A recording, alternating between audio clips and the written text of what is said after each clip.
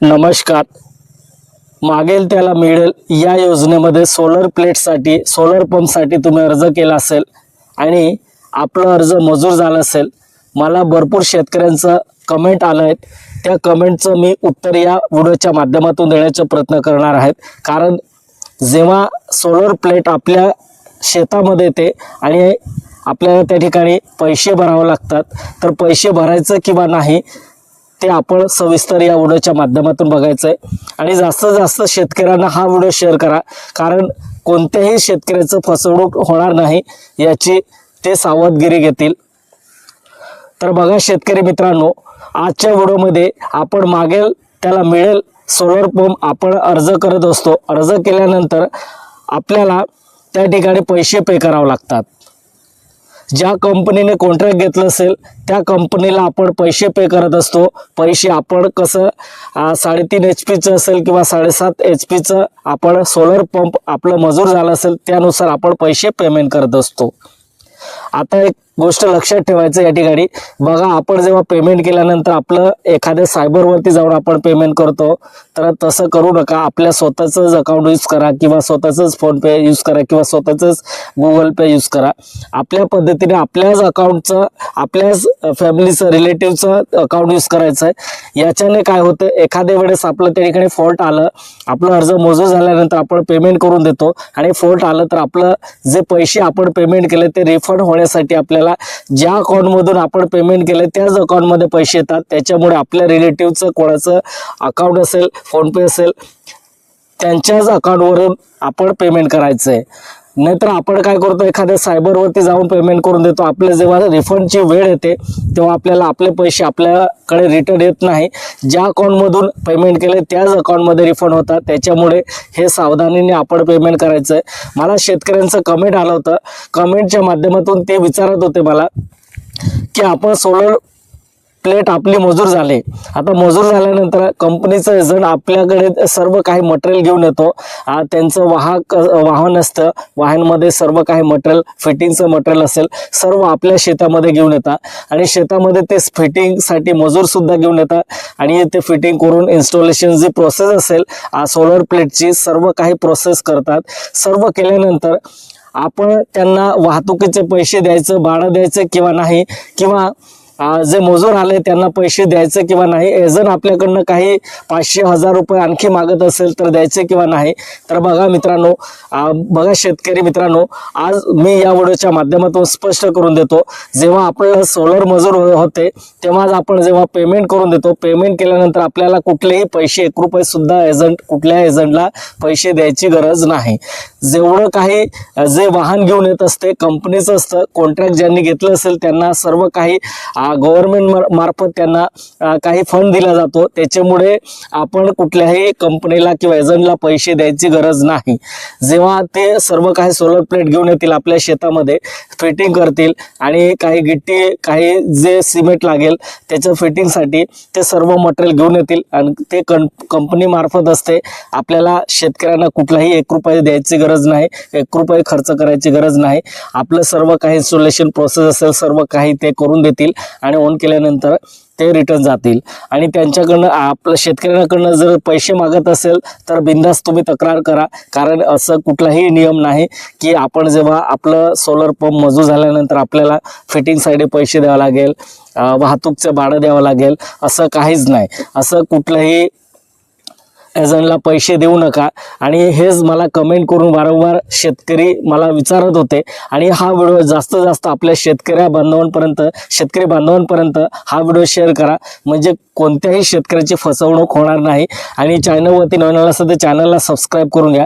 Subscribe करायला पैसे लागत नाही मित्रांनो. आणि सबस्क्राईब आणि बेल आयकॉन प्रेस केल्यानंतर कुठल्याही क्षेत्राची अपडेट असेल किंवा शेतीचं अपडेट असेल किंवा कोणतेही अपडेट असेल तुम्हाला वेळोवेळी तुमच्यापर्यंत पोहोचत राहील. आणि एक गोष्ट लक्षात ठेवायचं आहे, की कोणालाच पैसे देऊ नका, कोणताही एजंट तुमच्याकडनं पैसे मागत असेल तरी पैसे देऊ नका. ही कुठलीच प्रोसेस नाही, कारण शासनाने स्पष्ट म्हटलं आहे GR मध्ये, जेवढं तुम्ही पेमेंट केलं असेल, अर्ध अनुदान तुम्ही पेमेंट केलं असेल तेवढंच तुम्हाला सर्व काही फिटिंग इन्स्टॉलेशन असेल किंवा सिमेंट गिट्टीचं खर्च असेल किंवा वाहतूक भाडे असेल ते सर्व त्याच्यातच होणार आहे. आणि कंपनीला गव्हर्नमेंटकडनं फंड मिळतं, त्याच्यामुळे कोणत्याही शेतकऱ्यांनी एजंटला पैसे द्यायचं नाही किंवा जो रोजंदारीवरती आला असेल फिटिंगसाठी त्यालाही पैसे द्यायचं नाही. आणि हेच माझी विनंती आहे शेतकऱ्यांना की कोणत्याही एजंटची बळी पडू नका, कारण एजंटमुळे ते फसवणूक होते शेतकऱ्यांचं. तुम्ही देशामध्ये सध्या पाहिलं असेल, शेतकऱ्याला हमी भाव मिळत नाही, शेतकऱ्यांचं उत्पन्न चांगलं आलं तर भाव मिळत नाही, जर उत्पन्न आलं नाही तर भरपाई होत नाही.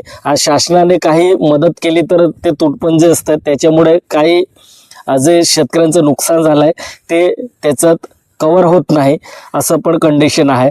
आणि शेतकऱ्यांना असं वाटत असेल की आपण आपला विमा पास केला, विमा पास केल्यानंतर आपण जेवढं पेरणी केलं असेल तेवढं विमा आपण त्या ठिकाणी पास केलं असेल, ॲप्लिकेशन अप्लाय केलं असेल तर आपल्याला भरपाई मिळणार आहे असं वाटत असेल तर बघा शेतकरी मित्रांनो, भरपाई शेतकऱ्यांची कोणीच करू शकत नाही.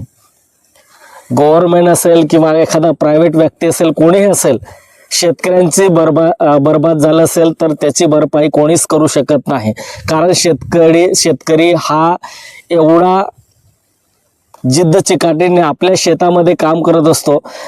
4 महिने सकाळपासून तर रात्री 3-4 वाजेपर्यंत तो सध्या आपल्या शेतामध्ये राबत असतो, राबराब करत असतो. तरीसुद्धा त्यांना वेळेवर त्यांचं उत्पन्न येत नाही किंवा त्यांचं उत्पन्नाचं काही नुकसान होते, काही एखाद्या पावसाळ्यामुळे किंवा काही किटाणूमुळे किंवा काही त्याचं डिसीज आलं असेल प्लांटला, जे सर्व काही त्याच्यात प्रॉब्लेम असतो. त्याच्यामुळे शेतकऱ्यांची भरपाई तर कोणीच करू शकत नाही असं मला वाटतं. तर बघा, असं राज्य सरकार असेल किंवा केंद्र सरकार असेल मोठमोठी घोषणा करतात शेतकऱ्यांसाठी, त्याचं नुकसान होतं, भरपाई करण्याची वेळ येते, सरकार असेल किंवा केंद्र सरकार असेल किंवा राज्य सरकार, तेव्हा वेगवेगळ्या त्या ठिकाणी आश्वासनं दिले जातात. फक्त आश्वासन असं असतात, बाकी काही नाही. काही शेतकऱ्यांना तर मिळतं, काही शेतकऱ्यांना तर मिळत नाही. आणि खास करून हा लाभ कोणाला जास्त होतो, जो शेतकरी मोठा असेल, ज्यांच्याकडे 200 एकर जमीन असेल, 300 एकर जमीन असेल किंवा 150-100 एकर जमीन असेल, जो मोठा शेतकरी असेल त्यालाच याचा फायदा होतो.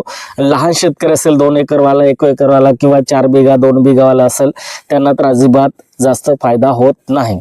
आणि जर तुम्ही बँकेकडून लोन घ्यायला गेले तरी सुद्धा तुमच्याकडनं सर्व काही प्रॉपर्टी विचारले जाते, शेती किती आहे, 7-12 आहे किंवा नाही, हे सर्व काही डिटेल विचारलं जातं. तुमच्याकडे जर कमी जमीन असेल, तुमच्याकडे कमी शेती असेल तरी तर तुम्हाला 30,000 ते 40,000 रुपये लोन दिला जातो. जो मोठा शेतकरी असतो, एखाद्या 50 एकरचं असेल किंवा 100 एकरचा व्यक्ती असेल किंवा शेतकरी असेल किंवा 200 एकरचं शेतकरी असेल, त्याला तर त्याच्यात कितीही मागितलं लोन तरी मिळतं बँकेकडून. पण छोटा जो शेतकरी आहे, लहान शेतकरी आहे, तो शेतकरी त्या ठिकाणी डावलला जातो. त्याच्यामुळे कोणावर विश्वास ठेवू नका. आपलं जे काम करत आहे, कारण आपण भरपाई तर कमी दिलं जातं, 5,000, 10,000, 20,000 रुपये दिले जाते. आपलं जेवढं नुकसान झालंय, आपलं खत बियाण्याचं खर्च सुद्धा रिटर्न येत नाही आणि एवढं नुकसान होऊन सुद्धा आपल्याला वर्षभर त्याच्यात इन्कम आलं नाही, इन्कम सोर्स कुठलाच नाही आपलं शेती व्यतिरिक्त, तरी सुद्धा आपलं शेतकरी त्या ठिकाणी सर्वाइव्ह आपलं स्वतःचं कुटुंबाचं सर्व हँडल करत असतो. तर माझं तर एकच शेतकऱ्यांना रिक्वेस्ट आहे, कुठल्याही असं एजंटला बळी पडू नका. सोलर पंपचं असेल तर सोलर पंपचं मागेल त्याला मिळेल असं म्हटलंय. काही वेळेस त्या ठिकाणी मिस्टेक होते तर आपलं पेमेंट जातं, पेमेंट गेल्यानंतर रिफंड होत नाही. तर हे पण सावधानीने आपण त्या ठिकाणी व्यवस्थित आपलं ॲप्लिकेशन मंजूर झाल्यानंतर पेमेंट ही सुद्धा व्यवस्थित करा. कोणत्या अकाउंटवर करताय ते सुद्धा लक्षात ठेवा. व्हिडिओ आवडला असेल तर जास्तीत जास्त आपल्या शेतकऱ्यांपर्यंत हा व्हिडिओ नक्की शेअर करा. जय हिंद, जय भारत, जय महाराष्ट्र.